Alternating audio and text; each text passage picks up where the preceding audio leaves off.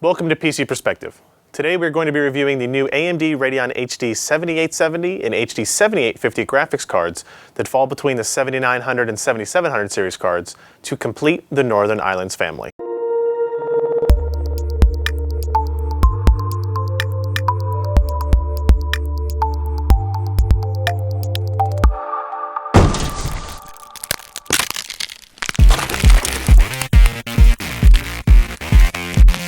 The 7870 and 7850 are based on the Pitcairn GPU, and there's a funny backstory to go along with it.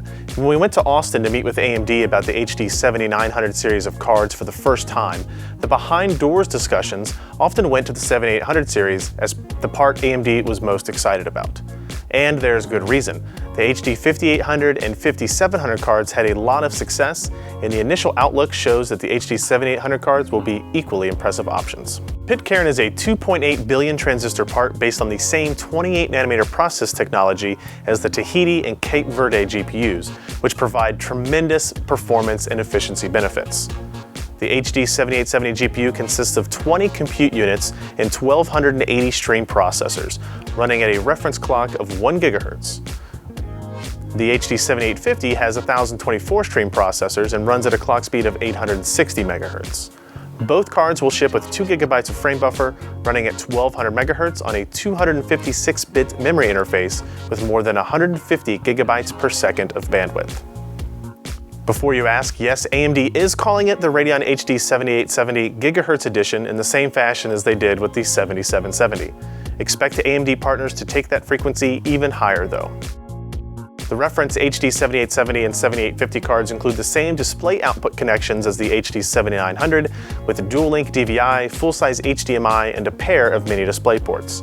And while the HD 7870 requires a pair of 6-pin power connections, the HD 7850 only requires one. Priced at $349, the Radeon 7870 will compete with NVIDIA's GTX 570 that goes for just a few bucks less. In Battlefield 3, the HD 7870 and GTX 570 performed nearly identically. Metro 2033 gives the edge to the HD 7870 by 16%, and Skyrim sees around a 4% performance advantage on the new AMD card. The Radeon HD 7850 will retail for around $249 and compete against NVIDIA's GTX 560 Ti directly. Batman Arkham City sees an advantage of 27% for the 7850. Metro 2033 performance leans towards AMD with another impressive 24% advantage. And Skyrim performance is more than 40% faster on the 7850. While I was impressed with the 7900 card's performance and the 7700 card's pricing, it is really the new HD 7800 cards that deserve the most attention. The HD 7870 is generally faster than the GTX 570 and does so while consuming about 80 watts less power and running a lot cooler.